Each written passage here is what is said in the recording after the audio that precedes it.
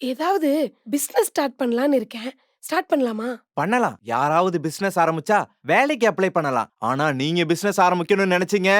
ம், ம். 2வது இடத்துல குரு, 3வது இடத்துல சுக்கிரன். இவரும் வராரா? சாமி, கையில கொஞ்சம் காசு இருக்கு. அத வச்சு கொஞ்சம் இடமாவது வாங்கி போடலாமா?